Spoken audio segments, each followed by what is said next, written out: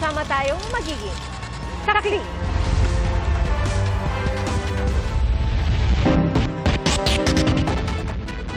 Una sa saksi, mahigit kalahati milyong pisong halaga ng pera, gamit at alahas ang ninakaw sa isang senior citizen sa Silang, Cavite.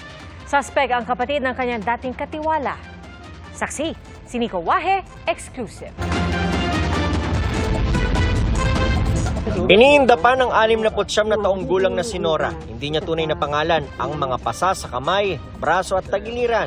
Matapos makipagbuno sa magnanakaw na pumasok sa kanyang tindahan madaling araw nitong Sabado sa Silang, Cavite. Sa kuha ng CCTV, makikita ang pagtakbo ng sospek matapos gawin ng krimen. May lumagapak, hindi ko pinansin kasi paanohan niya, nakala ko pusa lang o kaya mabait. Pag maya-maya, bigla na lang lumagapak. Hindi pa rin ako bumangon. Pag dito na sa tabi ko. Sabi sa akin huwag kayong mag-iingay, sasaksakin ko kayo. Sinubukan pa raw siyang pagsamantalahan. Sabi niya sa akin, pwedeng makakis. Ay may taklog pa ako. Sabi ko, iho, ang tanda-tanda ko na. Maawa ka naman sa akin, may nanay ka rin. Kinuha raw ng sospek ang pera ng biktima na ayon sa Silang Pulis ay aabot sa 120,000 pesos. Tinangay rin ang mga alahas at gamit na aabot sa halos kalahating milyong piso. Sa gate na ito, tumalon yung suspect para makapasok dito sa bakuran ng biktima. Saka nagpunta at naglakad diretso dito sa may tindahan kung saan natutulog ang biktima. At para makapasok dito sa tindahan ay sinira itong fiber cement cord na ito at tinanggal sa lakang pinto. Saka ginawa ang krimen. Pero nabuking ng suspect. Nahulog kasi ang kanyang PhilHealth ID sa tapat ng pinto ng tindahan kung saan siya pumasok. Makikita rin sa CCTV kung saan umuwi ang sospek. Ang bahay na inuwian niya, ang bahay ng dating katiwala ng biktima sa kanyang tindahan. Tagabantay ng tindahan, tagabili ng paninda, tagabili ng gamit, etc. So, given na na alam niya kung saan nagtatago ng pera, ng properties, ng jewelries and other personal belongings ng si victim. Ang sospek, kapatid daw ng katiwala ng biktima. Nang puntahan ng pulis sa bahay, wala na raw ng sospek.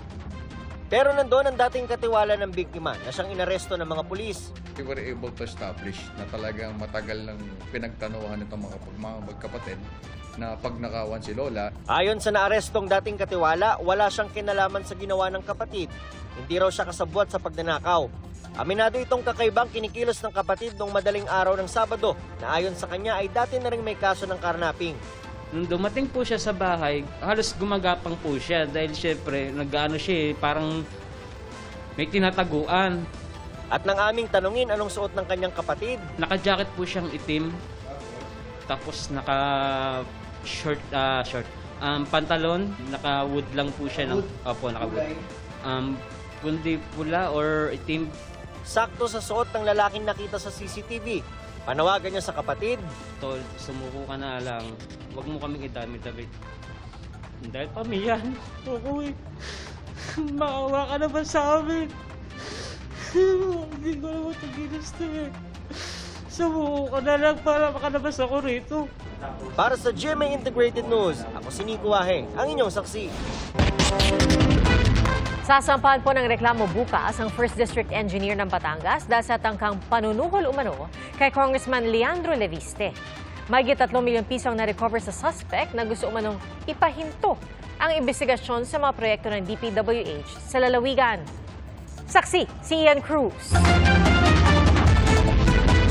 Sa isang entrapment operation, naaresto ng pulisya sa Tal, Batangas, si Batangas First District Engineer Abelardo Calalo ng DPWH. Ang dahilan, tinangka umanong suhulan ni Calalo, si Batangas First District Representative Leandro Leviste para ipahinto ang investigasyon sa mga DPWH project sa First District ng lalawigan. Si Kong Leandro may tinawagan po siyang tao na nag-inform sa akin ng mga detalye. Kaya pumunta po kami doon, naabutan namin si DE na may hawak na eco-bag at may lamang pera. Ayon sa pulisya, na-recover kay Calalo ang bundle-bundle na pera na aabot sa mahigit 3.1 million pesos. Isa sa inimbestigahan ng tanggapan ni Congressman Leviste, ang diking ito sa Binambang River sa Barangay Santol sa bayan ng Balayan. Ayon sa kapitan ng barangay, 2023 lang daw ito natapos, pero nawasak ang maraming bahagi ng manalasang bagyong Christine noong October 2024. Gamit ang backhoe, binunot ang ilang sheet pile sa nasirang dike para malaman kung sapat ang haba nito. Para nga masukat yung haba ng ibinaong sheet pile dito sa nasirang dike, ang ginagawa ngayon ay bumubunot ng sample gamit itong backhoe. At nais nga nilang malaman kung gaano talaga kahaba itong sheet pile na ito para malaman kung sapat na ba yung habang yan para protektahan ang ilog na ito kapag may malakas na bagyo o ulan. Dapat 15 meters. 15 ang sheet pile. At ang unang sinukat ay 3.96, ang pangalawa ay 5.5. Kung sabihin po natin, sabihin mo na kalahati ng ginastos sa proyektong ito na 338 M o mahigit ay sa sheet pile. At sabihin po natin 1/3 lang pala ang haba ng sheet piles na actually na inilagay. Yung 150 million pesos worth of sheet piles ay 50 million pesos worth lang pala ang inilagay. Sa isang panayam ng mga mamamahayag, sinabi ng kongresista na tuloy ang paghahain niya ng reklamo bukas laban sa district engineer sa tanggapan ng piskalya. We should not tolerate any corruption in DPWH. We should demand projects at better quality and lower cost and obligate contractors to correct any deficiencies immediately without additional cost to government. Beyond this case, we will push for broader reforms to address systemic problems of DPWH. Sinikap ng GMA Integrated News sa makuha ang panig ni Engineer Calalo na nakadetain sa Taal Police Station. Baka makuha lang po namin panig nyo. Lawyer na lang, sir. Lawyer na lang. Opo. Engineer, tanong lang namin yung 3 million, para saan po ba yon? Sir, sa lawyer na lang po. Papatawan din ng preventive suspension ng DPWH si Engineer Calalo. Mabuti na sa kanya at nakinulong. Kung yun ang ginawa niya, di ho tama yan. And we don't tolerate that kind of action. Para sa GMA Integrated News, ako si Ian Cruz, ang inyong saksi.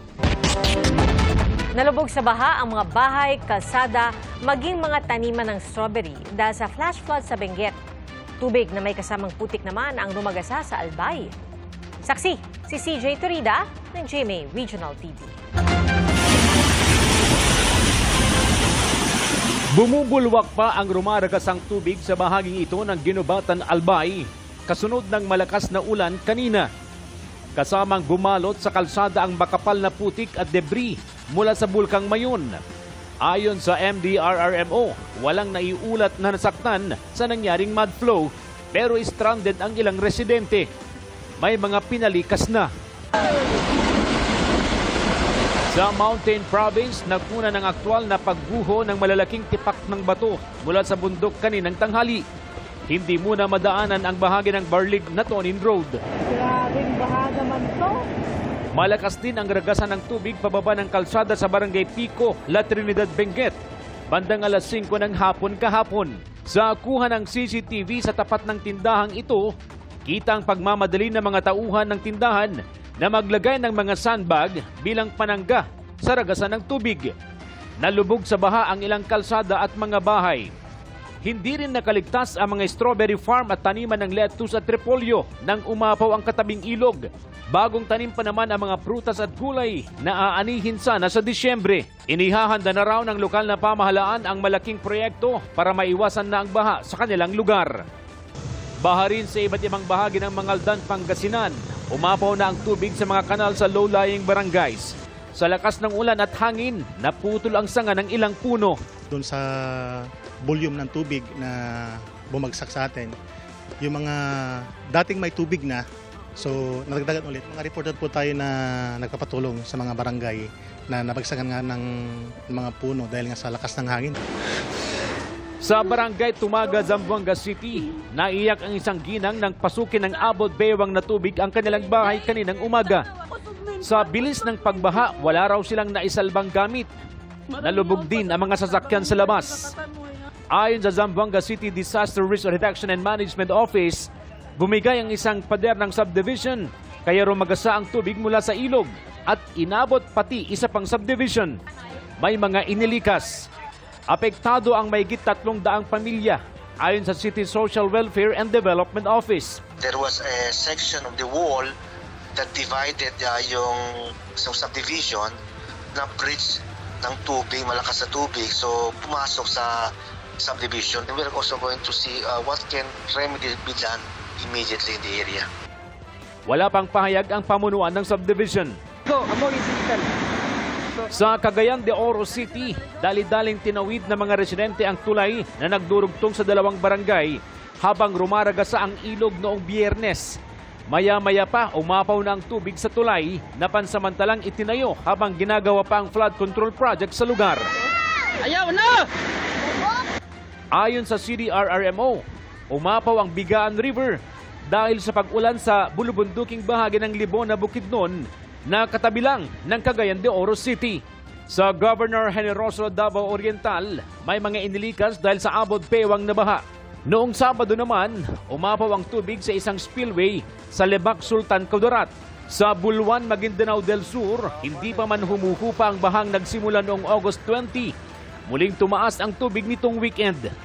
Pinasok ang mga bahay kaya ang ilang residente natutulog muna sa kanilang sasakyan. Para sa GMA Integrated News, ako si CJ Torida ng GMA Regional TV, ang inyong saksi. Patay ang 7 na taong gulang na lalaki matapos anurin ng rumaragas ang tubig sa Bansalan, Davao del Sur noong Biyernes. At sa report ng Bansalan Police, batay sa salaysay ng 12 anyos sa saksi, naglalaro noon ang bata at ang kanyang kaibigan sa tabi ng kanal sa harap ng isang paaralan. Nang tumaas ang tubig. Sinubukan pa raw ng 12 anyos na iligtas ang biktima at kasama nito pero tinangay rin siya. Nasagip ang 12 anyos at ang kaibigan ng biktima na 9 anyos naman. Wala pang pahayag ang pamilya ng biktima. Suspendida po ang klase sa lahat ng antas sa mga pampubliko at pribadong paaralan sa buong Metro Manila bukas, August 26. Dahil pa rin yan sa epekto ng habagat at low pressure area na inaasahang magpapaulan sa bansa.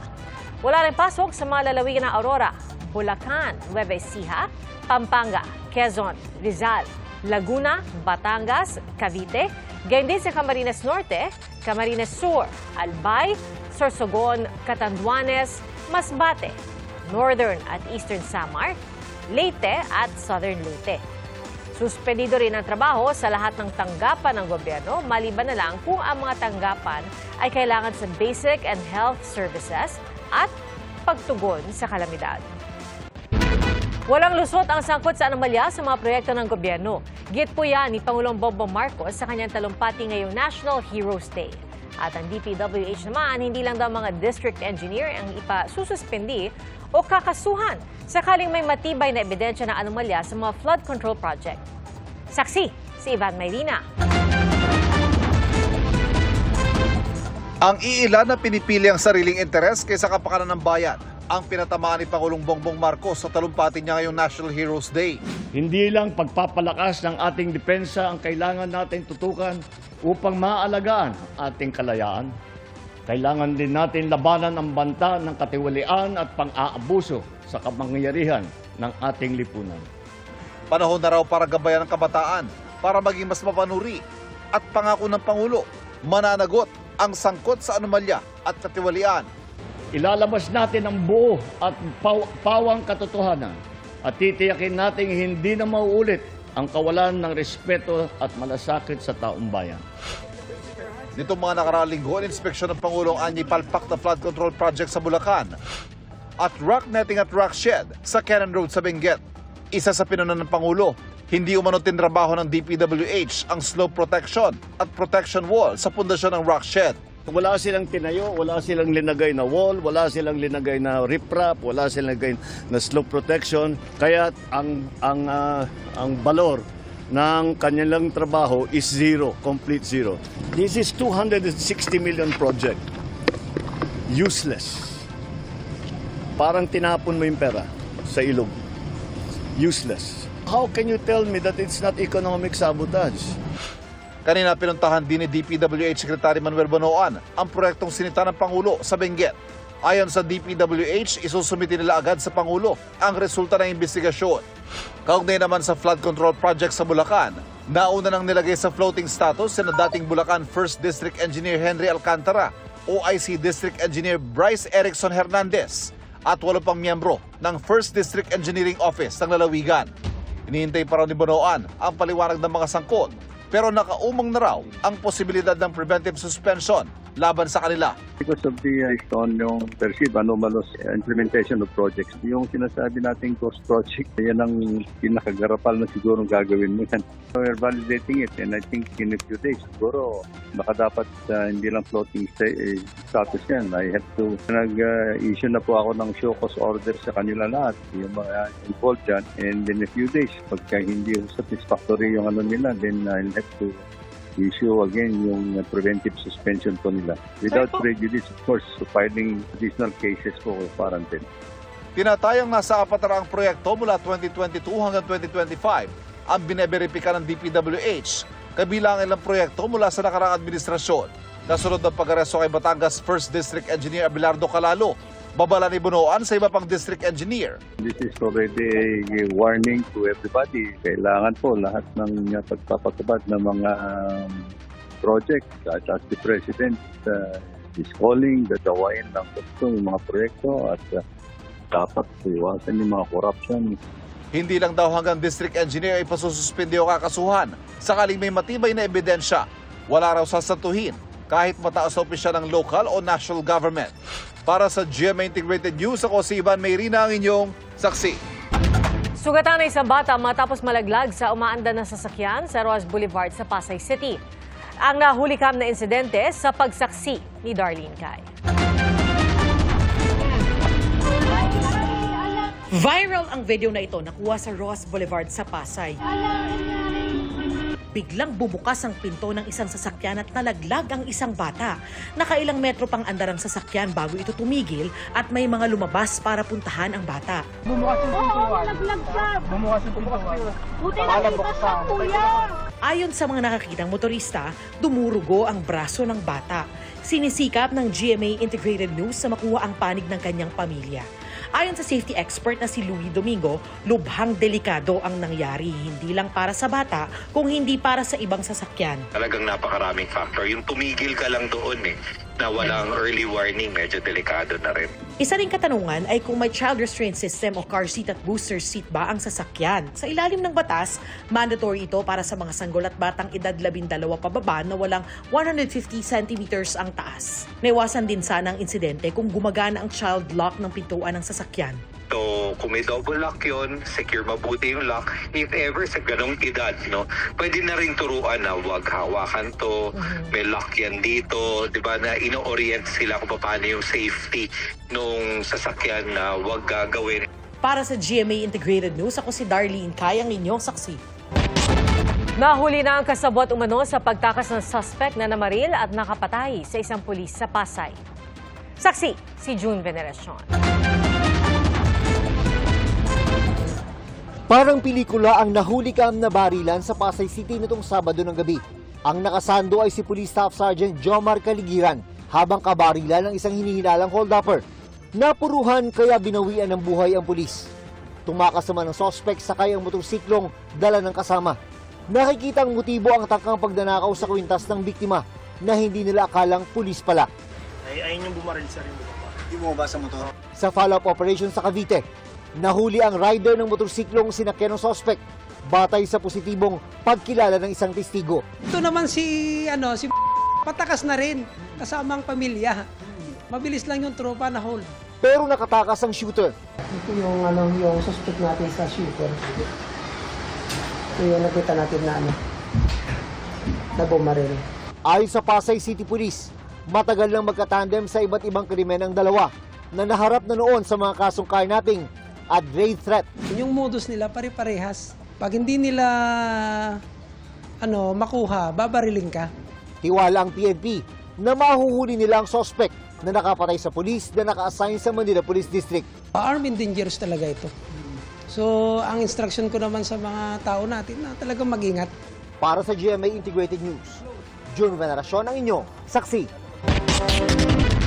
Mapapakinabangan na ng mga miyembro ng PhilHealth ang libreng gamot kada taon na nagkakahalaga ng hanggang 20,000 piso. Kung paano po yan makukuha, alamin sa pagsaksi ni Darlene Kai. Dahil 5 buwan ang walang patrabaho kay Mang Jerry bilang tile setter, wala rin siyang pambili ng maintenance sa alta presyon na 1 hanggang 2 piso kada buwan din.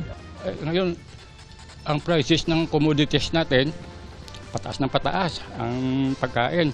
Pero ang salary natin sa amin, hindi naman kami regular. Kung ano yung nandyan lang yan. Kaya malaking tulong daw sa tulad niya ang libreng gamot sa PhilHealth Gamot Program, kung saan hanggang 20,000 pesos sa halaga ng gamot ang maaring makuha ng bawat PhilHealth member kada taon.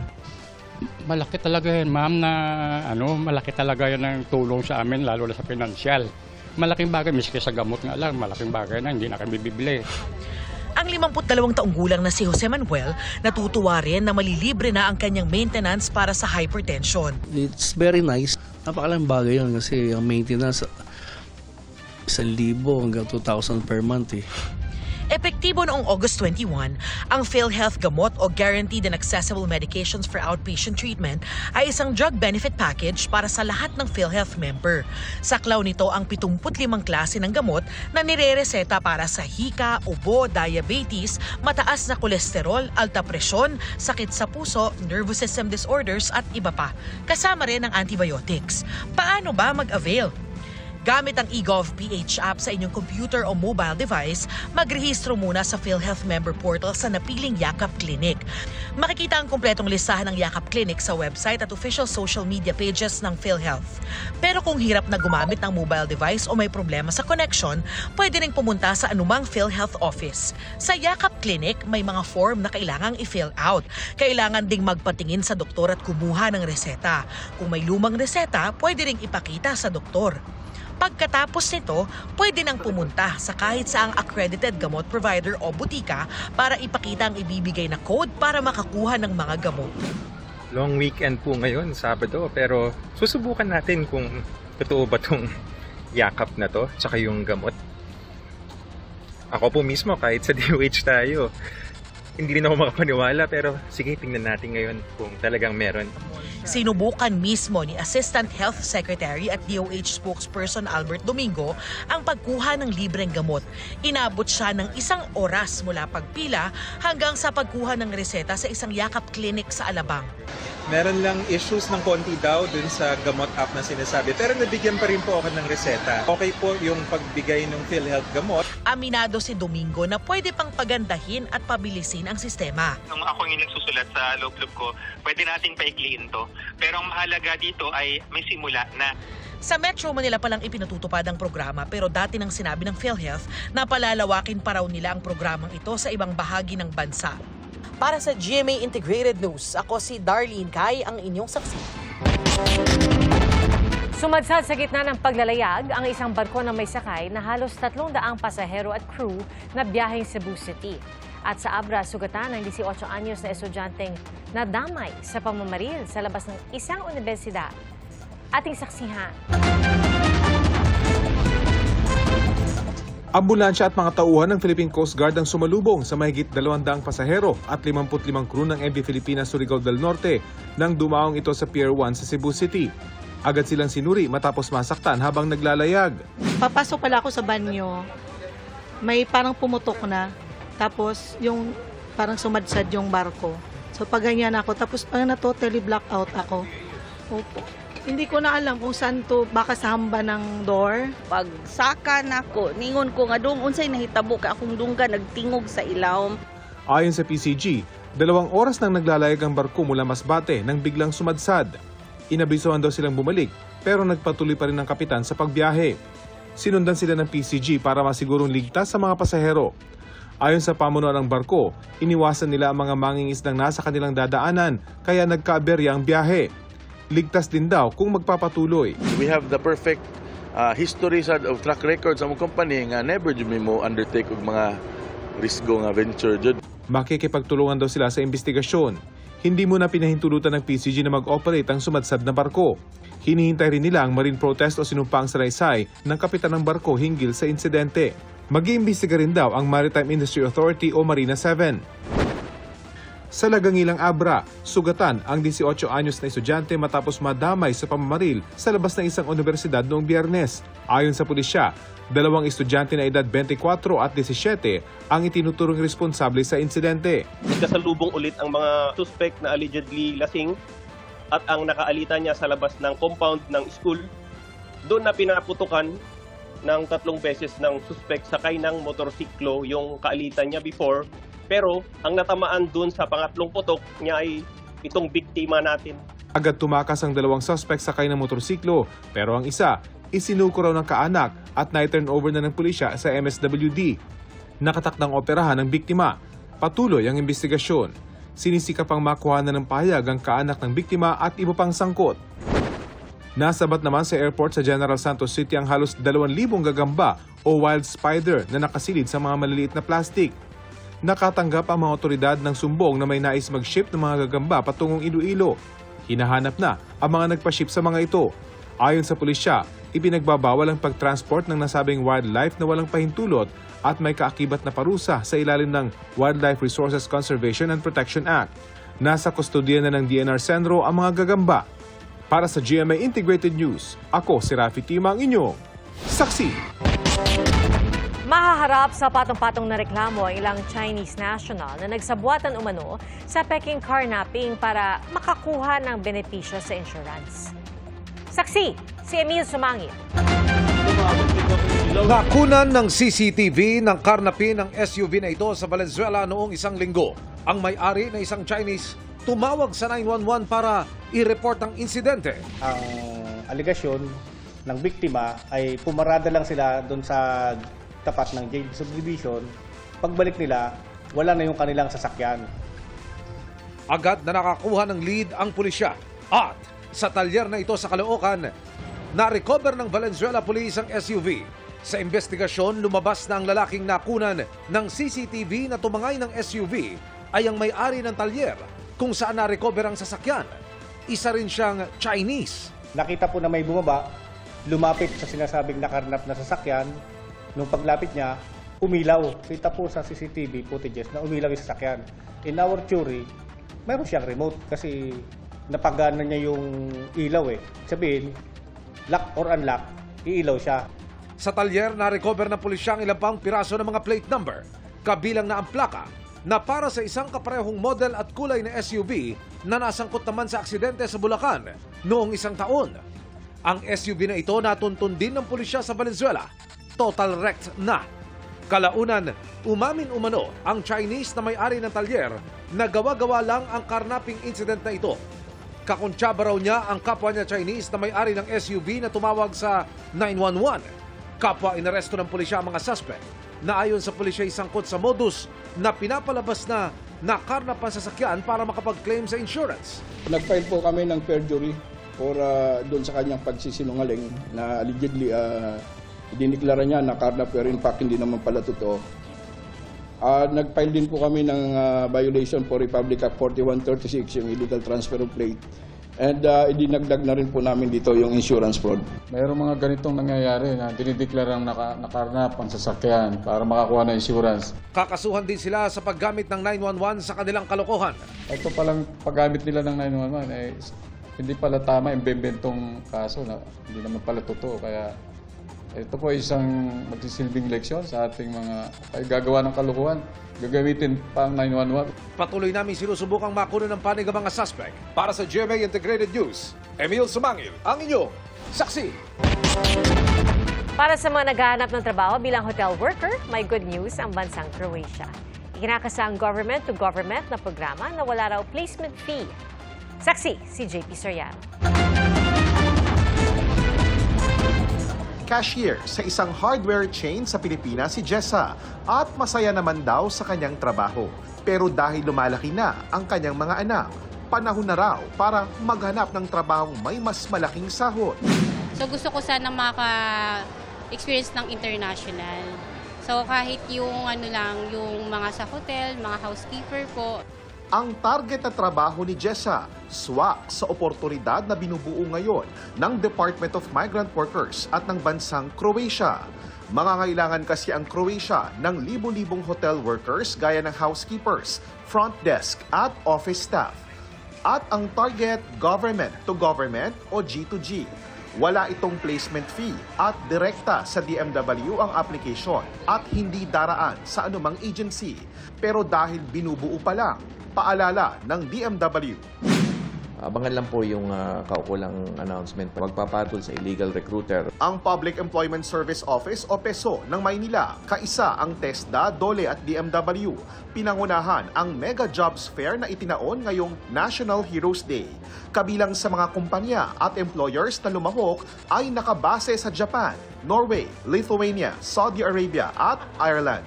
Ayon sa PESO, daan-daang Pilipinong manggagawa gaya ng driver, welders at farmers o magsasaka ang kailangan ng Japan. Estimated po, converted po sa peso is around 70 to 90,000 po. And ang maganda po dyan, sagot na po ng employer lahat, yung accommodation, pati yung food po nila. Pero kwalipikado man sa skills sa trabahong inaalok sa Japan, ang kadalasang problema ay hindi marunong ng salitang Nihongo o Japanese ang aplikante.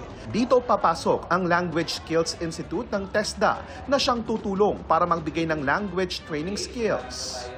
Kung trabaho naman sa Pilipinas, ang mga in-demand na trabaho ngayon. Papalapit na yung per month. So, meron po tayong mga store crew, mga sales representatives, nandyan din po yung mga housekeeping. So, syempre yung mga hotels po kasi natin, medyo maraming ngayon medyo nagbo-boom sila ngayon. Kung na-miss nyo po ang Mega Jobs Fair ngayong National Heroes Day, pwede pa naman po kayo mag-apply parate sa mga local employment office sa mga lungsod at munisipyo sa buong Pilipinas. Maaaring tignan ang pinakamalapit na PESO sa inyong lugar sa website ng PESO at PhilJobNet ng DOLE. Muling paalala ng DMW, huwag kakagatin at huwag na huwag mag-a-apply sa mga trabahong inaalok sa social media. Pati na rin sa cross-platform instant messaging apps para hindi mabiktima ng illegal recruiters at maging biktima ng human trafficking. Kahit pa inalok ng isang otorisadong ahensya ang mga trabaho abroad, tignan muna kung aprobado ang job orders at kung lisensyado ang recruitment agencies sa website ng DMW. Para sa GMA Integrated News, ako po si JP Soriano, ang inyong saksi. Lumabas sa isang survey na 74% ng mga Pilipino ang naniniwalang China ang pinakamalaking banta sa Pilipinas. Ayon naman sa Philippine Navy, nakahanda ang Pilipinas sa susunod na hakbang ng China lalo't hindi pa umaalis ang kanilang mga barko sa Ayungin Shoal. Saksi, si Chino Gaston. Isang linggo mula ng palibutan at tangkain nilang lapitan ang BRP Sierra Madre, nananatili ang 18 mga barko ng China sa palibot ng pinag-aagawang bahura. Ayon sa Philippine Navy, handa sila sa anumang sunod na hakbang ng China sa pinag-aagawang bahura. They have always been ready ever since they were deployed sa mas malayo pa na banda ng Sierra Madre but still within Ayungin Shoal. Andun pa naman sila, yung tumaas na number ng mga Madre Militia, yung Coast Guard, yung mga RIBs at yung mga speedboats nila. Ayon kay Defense Secretary Gilberto Teodoro Jr., posibleng may kinalaman ang paglapit ng Chinese speedboats at rubber boats noong nakaraang linggo sa military exercise sa Palawan kasama ang Australia. We have monitored increased presence. Hindi lang naman sa Ayungin. Baka dahil din kakatapos lang ng exercise Alon na pinakamalaki na ginanap sa Palawan. Secretary, may mga bitbit naman ng airpass. Chinese personnel around Ayungin Shoal. Wala kaming confirmed information about that. At this time, wala po kami nakikita. But of course, laging listo. Noong nakarang linggo, sinabi ni AFP Chief General Romeo Brawner Jr. na hindi pa naman nalalabag ang itinuturing na red lines o pamantayan ng Administrasyong Marcos bago kailangang gumamit ng puwersa ang Armed Forces of the Philippines. Sakaling maulit ang paglapit ng mga Chinese ships sa BRP Sierra Madre, may paghahanda na ang AFP. Ang unang-una dito ay hindi natin palalapitin, that's one. And secondly, whatever happens, and it will always be based on sa pinaka seryoso or worst case scenario, if I may say it. Ayon sa AFP, kasama sa mga red lines ng Pilipinas ang puwersahang pag-alis, pag-atake o pagsampa sa BRP Sierra Madre. pag-extract ng langis sa EEZ na walang pahintulot ng Pilipinas, pagsagawa ng reclamation sa Scarborough Shoal, pagkamatay ng isang Pilipino sa West Philippine Sea dahil sa China, at pagpigil sa resupply mission sa 9 na military outpost sa Kalayaan Island Group. Bago pa ang mga muntikang pagbangga sa BRP Suluan at mga pagpapalipad ng fighter jet ng China, lumitaw sa survey ng Okta Research na 85% ng mga Pilipino ay walang tiwala sa China. Lumitaw din sa survey na 74% ng mga Pilipino ay tinuturing na pinakamalaking banta sa bansa ang China dahil sa mga panggigipit sa West Philippine Sea, pagpasok ng mga smuggled na produkto mula China, pagtaas ng mga krimen kung saan sangkot ang mga Chinese nationals at kompetisyon sa Chinese workers para sa mga lokal na trabaho. Actually, I think it's built in ever since nakita yan, first na observe yan nung after nung Mischief Reef, 1990s. Dahil nakita, consistent yan. Laging mababa or negative trust rating ng mga Pilipino sa China. So that's not surprising. Bilang protesta sa panggigipit sa mga barko ng Pilipinas, nagsagawa ng kilos protesta ang grupong Filipinos Do Not Yield sa tapat ng Chinese Embassy. Wala pang tugon ang Chinese Embassy tungkol sa ikinasang kilos protesta. Para sa GMA Integrated News, ako si Chino Gaston, ang inyong saksi. 303 biktima umano ng madugong kampanya kontra droga ang nakapasa para makibahagi sa pre-trial proceedings ni dating Pangulong Rodrigo Duterte sa International Criminal Court o ICC. Ayon sa ulat ng Victims Participation and Reparation Section o VPRS, kabilang sa criteria ang kumpirmasyon ng kanilang pagkakakilanlan, kumpirmasyong nakaranas sila ng pinsala, at kumpirmasyong ang mga ito ay ininulot ng mga krimeng ibinibintang laban kay Duterte. Kabilang sa magiging testimonya ng ilang saksi ang kawalan nila ng dignidad sa kamatayan ng kanilang kaanak at kung paano nilang ito itinapon na parang baboy. Sa confirmation of charges hearing sa September 23, dedesisyonan kung tutuloy ang kaso sa trial o ibabasura ito. Ayon sa ICC Accredited Counsel na si Attorney Joel Butuyan, malaking bagay ang mga testimonya para malaman kung mananatiling crimes against humanity of murder ang haharapin ni Duterte o kung palalawin ito para sakupin ang iba pang krimen. Hindi po bababa sa 6 ang patay at 89 masugatan sa airstrike ng Israel sa Sana, Yemen. Ayon sa Israeli military, ganti nila ito sa mga nauna raw na pag-atake ng Houthi. Isang ospital din sa Gaza ang tinamaan ng missile galing sa Israel. Sa video, makikita pa ang mga rescue worker at mga mamamahayag sa nasirang gusali matapos ang unang pag-atake. Pero makalipas ng ilang minuto, tinamaan ulit ito ng missile. 15 nasawi kabilang ang 4 na mamamahayag at isang rescuer. Wala pang pahayag ang Israel dito.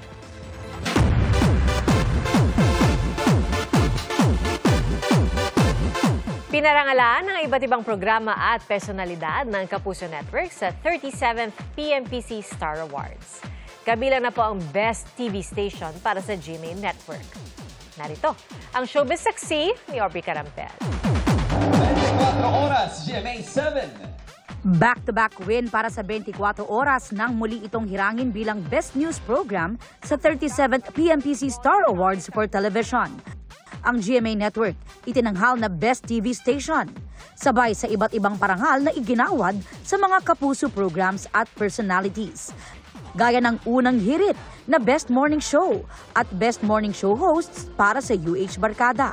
This award is dedicated to all the loyal unang hirit viewers. Pinatutuloy po kami sa kanilang mga tahanan for the past 25 years. Mainit na pinag-uusapan ngayon. Ang Kapuso mo, Jessica Soho, ang Best Magazine Show.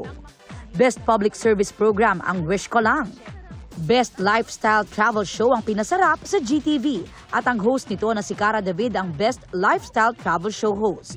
Pinarangalan din si Cara kasama sina Sandra Aguinaldo, Howie Severino, Atom Araulio, Mav Gonzalez at John Consulta bilang Best Documentary Show hosts para sa Eyewitness. Ito po ay alay namin sa lahat po ng mga Pilipino na pinagkakatiwalaan po kami sa kanilang mga storya. Best Documentary Program naman ang The Atom Araulio Specials. Best Celebrity Talk Show ang Fast Talk with Boy Abunda. At si Tito Boy ang Best Celebrity Talk Show host. Maraming salamat. Nais ko lamang po sabihin, nagagawa ho namin ang aming ginagawa dahil sa inyo, dahil sa inyong mga artista, dahil sa ipinagkakatiwala niyo po ang inyong mga kwento sa amin. Best Game Show host naman si Ding Dong Dantes para sa Family Feud. Best Comedy Show ang Pepito Manaloto. At Best New Male TV Personality ang isa sa mga cast na si John Clifford. Best Child Performer si Ewan Micael. At Best Drama Anthology ang Magpakailanman. Big winners naman ang ilang kapuso stars sa larangan ng acting. Best Single Performance by an Actor si Alden Richards para sa Magpakailanman episode na Sa Puso at Isipan, The Cantillana Family Story. I dedicate this to all the people who's undergoing something in their lives right now. To everyone who has these kinds of problems right now, I hear you, we hear you, and we are here to support and help you the most we can. Wagi naman si Rochelle Pangilinan ng Best Single Performance by an Actress para sa Magpakailanman episode na The Abused Teacher. Best Primetime TV Series ang Maria Clara at Ibarra. Habang ang Abot Kamay na Pangarap, Best Daytime Drama Series. Best Miniseries ang Walang Matigas na Pulis sa Matinik na Misis. Best Drama Actor si Joshua Garcia para sa Unbreak My Heart na collaboration project ng GMA, ABS-CBN at View Philippines. Best Drama Actress si Infinite star Rian Ramos para sa kanyang pagganap as Margaret Royales sa Royal Blood. Thank you so much GMA for always entrusting me with such beautiful roles, and this just encourages me na I want to give this network my very best. Best Comedy Actress si Charis Solomon. Dinedicate naman ni Paolo Contis ang kanyang Best Comedy Actor win sa kanyang namayapang manager na si Lolit Solis. Best Variety Show ang It's Showtime. At Herman Moreno Power Tandem Award naman ang iginawad sa Bar the Love Team ni na Barbie Forteza at David Licauco. Para sa GMA Integrated News, Aubrey Carampel ang inyong saksi.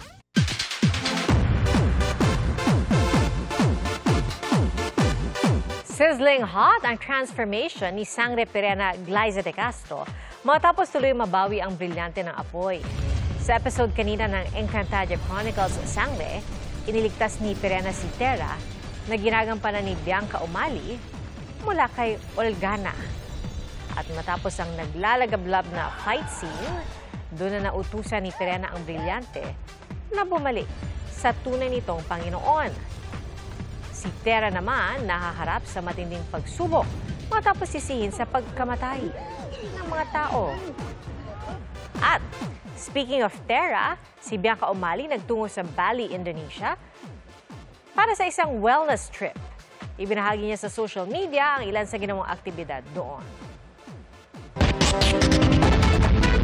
Mga kapuso, salamat sa inyong pagsaksi.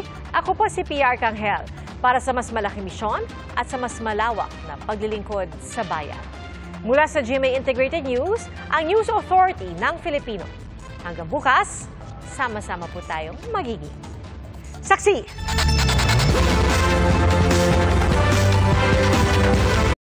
Mga kapuso, maging una sa saksi. Mag-subscribe sa GMA Integrated News sa YouTube para sa iba't ibang balita.